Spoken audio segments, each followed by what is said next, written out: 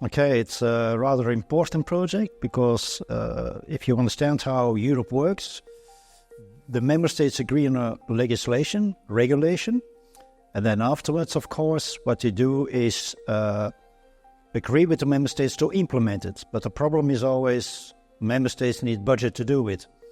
That's where the European funds come in to assist member states in implementing it.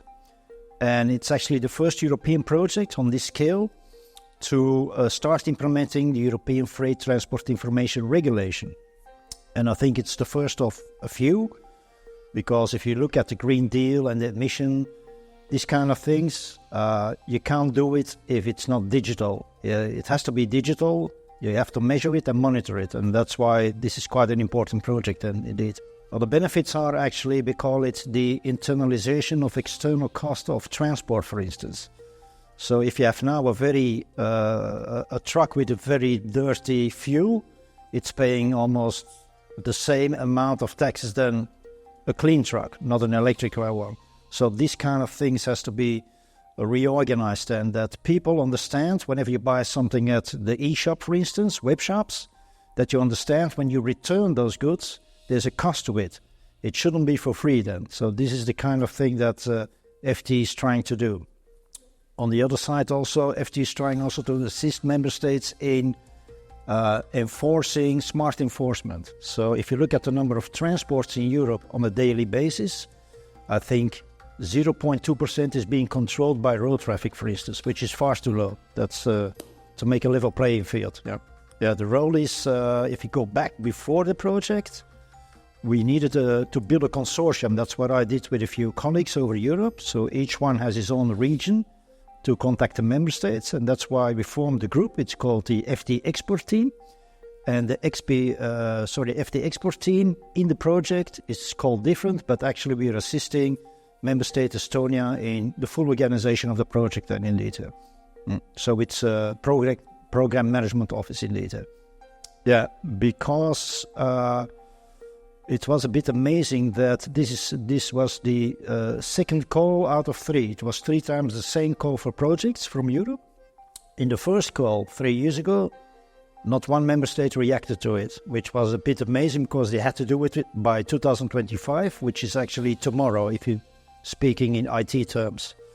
So luckily we got it organized in the second round with 9 member states and 4 observer member states. So that's already 13.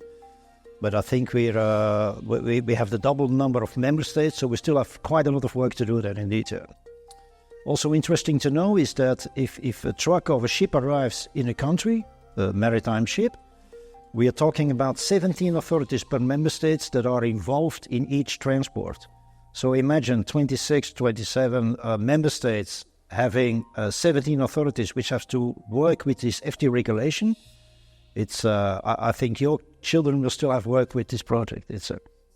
Well, we're busy since March, and actually we're still setting up and organizing the different work groups and the horizontal streams, which is always quite something to do. And we try to convince the member states that they have a budget, but we can't all work on the same task. We have to divide it. And that's a way of convincing. After all, we're working with member states. We're not working with subordinates or something else. So we have to cooperate together then. But it's interesting to see because Estonia is very advanced on that part, only in Estonia then. France also has very good techniques, and we also cover countries with quite a lot of transport volume. So if you combine these two, then technology should be able to force the cargo volumes to be digitalized in the information. That shouldn't be the thing. The next step forward, this is actually a study and a pilot. So the next one would be the implementation for the member states. So remember the 17 authorities per member state that have to start to work with it, which is quite a challenge. The IT systems have to be adapted. And the next phase would be then that the companies, they also have to start using it. It's going to be mandatory then. And well, that's by 2029, so it will be 2030. I always make the reference to the customs systems. They started in the 1990s and they're still busy. So we're talking about 25 to 26 years. But I think with the advanced technology, we might have it indeed. So it's going to be a transition phase each time, and slowly we push it forward. And